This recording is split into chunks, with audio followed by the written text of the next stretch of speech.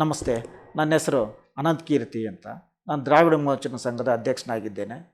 ಏನು ಈಗ ಶ್ರೀನಿವಾಸಪುರ ತಾಲೂಕಿನ ನೆಲವಂಕಿ ಹೋಬಳಿ ಲಕ್ಷ್ಮೀಪುರ ಗ್ರಾಮದಲ್ಲಿ ಪಟ್ಟಾಭಿರಾಮರಾವ್ ಎಂಬುವರು 1956ನೇ ಸಾಲಿನಲ್ಲಿ ಮೈಸೂರು ಸರ್ಕಾರ ತಂದಂಥ ವಿದ್ಯಾದಾನ ಮತ್ತು ಭೂದಾನ ಚಳುವಳಿಗೆ ಸಂದರ್ಭದಲ್ಲಿ ಲಕ್ಷ್ಮೀಪುರ ಸರ್ಕಾರಿ ಶಾಲೆಗೆ ದಾನವಾಗಿ 1 ಎಕರೆ 35 ಗುಂಟೆ ಜಮೀನನ್ನು ದಾನವಾಗಿ ನೀಡ್ತಾರೆ. ಆ ದಾನವಾಗಿ ನೀಡಿದಂಥ ಜಮೀನು ಆಗಿನ ಜಿಲ್ಲಾಧಿಕಾರಿಗಳು ಅವರು ದಾನವನ್ನು ಸ್ವೀಕರಿಸಿರ್ತಾರೆ. ಈ ಜಮೀನಿಗೆ ಜಾಸ್ತಿ ಬೆಲೆ ಬರ್ತಿದ್ದಂತೆ ಅದೇ ಗ್ರಾಮದಲ್ಲಿ ವಾಸವಾಗಿರುವ LS ಜಗನ್ನಾಥ್ ಅವರು ಈ ಪಟ್ಟಾಭಿರಾಮ್ ಅವರ ಅಣ್ಣನ ಮೊಮ್ಮಕ್ಕಳ ಜೊತೆ ಶಾಮೀಲಾಗಿ ಸಂಚು ರೂಪಿಸ್ತಾರೆ. ಏನೋ ಈ 97/3ರಲ್ಲಿರುವಂಥ 30 ಗುಂಟೆ ಜಮೀನನ್ನು ಲಪ್ಟಾಯಿಸೋದಕ್ಕೋಸ್ಕರ ಸಂಚು ರೂಪಿಸಿ ಇವರು ಅಣ್ಣನ ಮೊಮ್ಮಕ್ಕಳಾದಂಥ ಶಶಿಧರ್ ಮತ್ತು ಸುರೇಶ್ ಅವರು ಪಟ್ಟಾಭಿರಾಮ್ ಅವ್ರಿಗೆ ಸಂತಾನವಿಲ್ಲದಿರೋ ಇರೋದನ್ನು ಮನಗಂಡು ಇವರೇ ಪಾವತಿ ವಾರಿಸಿ ದಾಖಲೆಗಳನ್ನ ಸೃಷ್ಟಿ ಮಾಡ್ಕೊಂಡ್ಬಿಟ್ಟು 1 ಎಕರೆ 35 ಗುಂಟೆಯಲ್ಲಿ 97/3 ಸರ್ವೆ ನಂಬರಲ್ಲಿ ಅಂತ 30 ಗುಂಟೆ ಜಮೀನನ್ನು ಏನು ಮಾಡ್ತಾರೆ, LS ಜಗನ್ನಾಥ್ ಅವರು ತಮ್ಮ ಪತ್ನಿ ಹೆಸರಿಗೆ ಖರೀದಿ ಮಾಡ್ಕೊಳ್ತಾರೆ.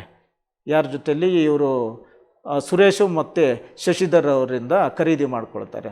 ಅಲ್ಲಿ ಪಟ್ಟಾಭಿರಾಮರಾವ್ ಅವರಿಗೆ ಮಕ್ಕಳೇ ಇಲ್ಲದಂಥ ಸಂದರ್ಭದಲ್ಲಿ ಪಾವತಿ ವಾರಸು ಖಾತೆ ಹೇಗೆ ಮಾಡ್ಕೊಳ್ಳೋದಕ್ಕೆ ಬರುತ್ತೆ?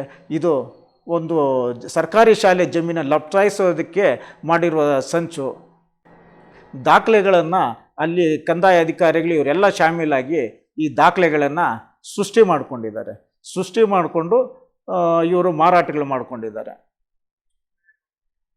ಈಗಿನ ಕಾಲಕ್ಕೆ ಅಲ್ಲಿನ ಕೋಟ್ಯಾಂತರ ರೂಪಾಯಿ ಬೆಲೆ ಬಾಳುತ್ತೆ ಜಮೀನೀಗ. 30 ಗುಂಟೆ ಅಲ್ಲಿ ಈಗ ಸುಮಾರು 1.5 ಕೋಟಿ ಅಷ್ಟು ಬೆಲೆ ಬಾಳುವಂಥ ಸ್ವತ್ತಾಗಿದೆ ಅದು. ಇದು ಸರ್ಕಾರಕ್ಕೆ ವಂಚನೆ ಆಗಿದೆ. ಮತ್ತು ಇವರು ವಂಚಿಸಿರೋ ಅಂಥವರು ಭಾರಿ ಪಟ್ಟಿಂಗರಿದ್ದಾರೆ. ಯಾಕಂತಂದರೆ ಒಬ್ಬ ಶಿಕ್ಷಣ ಇಲಾಖೆಯಲ್ಲೇ ನೌಕರಿ ಮಾಡಿಕೊಂಡು ಕೆಲಸ ಮಾಡ್ತಿರುವಂಥ ಜಗನ್ನಾಥ್ ಅವರು ಇಲ್ಲಿ 56-60 ವರ್ಷಗಳಾದರೆ ಕೂಡ ಖಾತೆಗಳನ್ನ ನೋಂದಣಿ ಮಾಡಿಸ್ಕೊಳ್ಳಲ್ಲ. ದಾನವಾಗಿ ಪಡ್ಕೊಂಡಿರೋಂಥ ಜಮೀನನ್ನು ಇವರು ಸರ್ಕಾರಿ ಶಾಲೆ ಹೆಸರಿಗೆ ನೋಂದಣಿನೇ ಮಾಡಿಸ್ಕೊಳ್ದಿರ ಬಿಟ್ಬಿಟ್ಟಿರ್ತಾರೆ. ಅದನ್ನು ಇವರು LS ಜಗನ್ನಾಥ್ ತಿಳ್ಕೊಂಡು ಇವ್ರ ಜೊತೆಲಿ ಶಾಮೀಲಾಗಿ ಈ ಜಮೀನು ಲಪ್ಟಾಯಿಸೋದಕ್ಕೆ ಸಂಚು ಮಾಡಿದ್ದಾನೆ. ಇದು ಕಳೆದ ವರ್ಷದಿಂದ ರಾಯಲುಪಾಡು ಶಾಲೆ ಜಮೀನು ವಿಚಾರಕ್ಕೆ ಸಂಬಂಧಪಟ್ಟ ಹಾಗೆ ನಾವು ಹೋರಾಟ ಮಾಡಿ ಆ ಜಮೀನನ್ನು ಮತ್ತೆ ಆ ಸರ್ಕಾರಿ ಶಾಲೆಗೆ ಸರ್ವೆ ಎಲ್ಲ ಮಾಡಿಸಿ ಮಾಡಿದಾಗ ಅಂದಿನ ಉಪನಿರ್ದೇಶಕರಾಗಿದ್ದಂಥವರು BO ಅವರಿಗೆ ಒಂದು ಆದೇಶ ಮಾಡ್ತಾರೆ. ಸರ್ಕಾರಿ ಶಾಲೆಗಳಿಗೆ ದಾನವಾಗಿ ನೀಡಿರೋವಂಥ ನಿವೇಶನಗಳನ್ನ ಮತ್ತು ಈ ಜಮೀನು ಏನಿದೆ ದಾನವಾಗಿ ಬಂದಿದೆ ಆ ಜಮೀನುಗಳನ್ನೆಲ್ಲ ಖಾತೆ ಮಾಡಿಸಿ ಅಂತಂದ್ಬಿಟ್ಟು ಒಂದು ಆದೇಶ ಮಾಡ್ತಾರೆ. ಆ ಆದೇಶ ಪತ್ರ ಸಹ ನಾನು ನಿಮಗೆ ಕೊಡ್ತೀನಿ. ಆದರೆ ಸಂಪೂರ್ಣವಾಗಿ ವಿಫಲರಾಗಿದ್ದಾರೆ. ಸರ್ಕಾರಿ ಶಾಲೆ ಜಮೀನು ಉಳಿಸೋದ್ರಲ್ಲಿ ಶಿಕ್ಷಣ ಇಲಾಖೆ ಅಧಿಕಾರಿಗಳು ಸಂಪೂರ್ಣವಾಗಿ ವಿಫಲರಾಗಿದ್ದಾರೆ. ಆ ಜಿಲ್ಲಾಧಿಕಾರಿ ನಾನು ಇದಕ್ಕೆ ಸಂಬಂಧಪಟ್ಟಂಗೆ ಜಿಲ್ಲಾಧಿಕಾರಿಗಳಿಗೆ, ಪೊಲೀಸ್ ವರಿಷ್ಠಾಧಿಕಾರಿಗಳಿಗೆ, ಶಿಕ್ಷಣ ಇಲಾಖೆ ಆಯುಕ್ತರಿಗೆ ಮತ್ತು ಸಚಿವರಿಗೆ ಮತ್ತು ಇಲ್ಲಿನ ಉಪನಿರ್ದೇಶಕರಿಗೆ ನಾನು ದೂರನ್ನು ಸಲ್ಲಿಸಿದ್ದೀನಿ. ಆದರೆ ನಾನು ಒಂದು ಕಳೆದ ವಾರ ಎಲ್ಲ ದೂರು ಸಲ್ಲಿಸಿದ್ದೀನಿ ನಾನು. ಸರ್, ಇನ್ನೂ ಏನು ಕ್ರಮ ತಗೊಂಡಿದ್ದಾರೆ? ಅಲ್ಲಿ ದೂರು ಕೊಟ್ಟು ಬಂದಿದ್ದೀರಿ, ನೀವು ಕ್ರಮ ತಗೊಂಡಿದ್ದ ಬಗ್ಗೆ ಇನ್ನೂ ಅದ್ರ ಬಗ್ಗೆ ಏನು ಕ್ರಮ ತಗೊಳ್ತಿಲ್ಲ. ಸರ್, ನಾನು ಕಾನೂನು ಹೋರಾಟ ಹಮ್ಮಿಕೊಳ್ತೀನಿ. ಹಂತವಾಗಿ ಹೋರಾಟವನ್ನು ಹಮ್ಮಿಕೊಳ್ತಾ ಹೋಗ್ತೀನಿ. ಮೊದಲೀಗ ಇಲ್ಲಿ ಇದು ಮಾಡಿದ್ದೀನಿ. ಇವರು ಈ ಕೂಡ ಕ್ರಮ ತಗೊಂಡು ಸರ್ಕಾರಿ ಶಾಲೆ ಜಮೀನು ಉಳಿಸೋ ಮುಂದೆ ಬರಲಿಲ್ಲ ಅಂತಂದರೆ ನಾನು ಕಾನೂನು ಹೋರಾಟ ಶುರು ಮಾಡ್ತೀನಿ.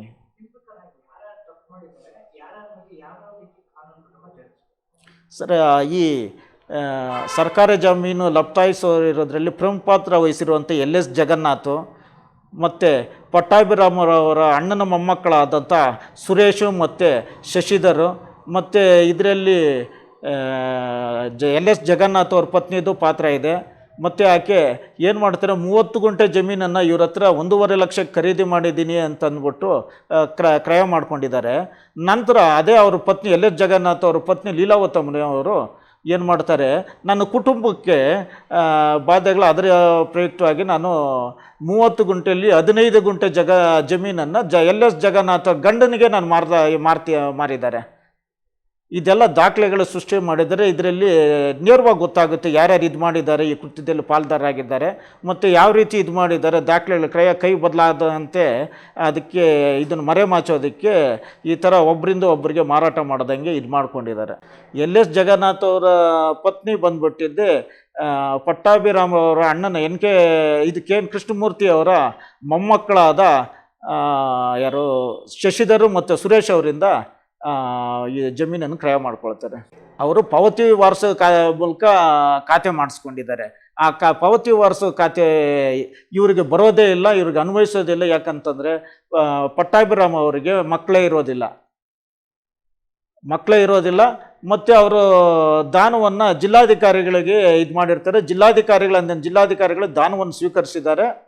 ಅದು ಅವರು ದಾನ ಮಾಡೋದಾದ್ಮೇಲೆ ಯಾರಿಗೂ ಸಂಬಂಧ ಇರೋದಿಲ್ಲ, ಅದು ಸರ್ಕಾರದ ಸೊತ್ತಾಗಿರ್ತದೆ.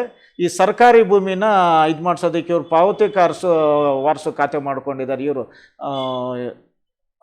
ಕಂದಾಯ ಅಧಿಕಾರಿಗಳು ಇವ್ರ ಜೊತೆಲೆಲ್ಲ, ಕಂದಾಯ ಇಲಾಖೆ ನೌಕರರು ಇವ್ರ ಜೊತೆಲೆಲ್ಲ, ಸಿಬ್ಬಂದಿ ಜೊತೆಯಲ್ಲಿ ಶಾಮೀಲಾಗಿ ಎಲ್ಲರೂ ದೊಡ್ಡ ಸಂಚು ಮಾಡಿ ಈ ಜಮೀನನ್ನು ಇದು ಮಾಡಿದ್ದಾರೆ. ಸರ್ಕಾರಿ ಶಾಲೆ ಜಮೀನು ಉಳಿಸುವಲ್ಲಿ ಸಾಮಾಜಿಕ ಹೋರಾಟಗಾರನಾದ ನನ್ನ ಕರ್ತವ್ಯವಾಗಿದೆ. ನಾನು ಗ್ರಾಮೀಣ ಮೋಚನ ಸಂಘಟನೆಯ ಸಂಸ್ಥಾಪಕ ಅಧ್ಯಕ್ಷನಾಗಿ ಕಾನೂನು ಹೋರಾಟವನ್ನು ಹಮ್ಮಿಕೊಳ್ಳಲು ಸಹ ನಾನು ಹಿಂಜರಿಯೋದಿಲ್ಲ. ಮತ್ತು ಈ ಸರ್ಕಾರಿ ಶಾಲೆಗಾಗಿ ದಾನವಾಗಿ ನೀಡಿರುವಂಥ ಜಮೀನು ಭೂಗಳ್ಳರ ಪಾಲಾಗೋದಕ್ಕೆ ನಾನು ಬಿಡೋದಿಲ್ಲ. ಇದರ ವಿರುದ್ಧ ನಾನು ನ್ಯಾಯಾಲಯದಲ್ಲಿ ದಾವೆಯನ್ನು ಹೂಡ್ತೀನಿ ಮತ್ತು ಈ ಕಾನೂನು ಹೋರಾಟನ ಮುಂದುವರಿಸ್ತೀನಿ.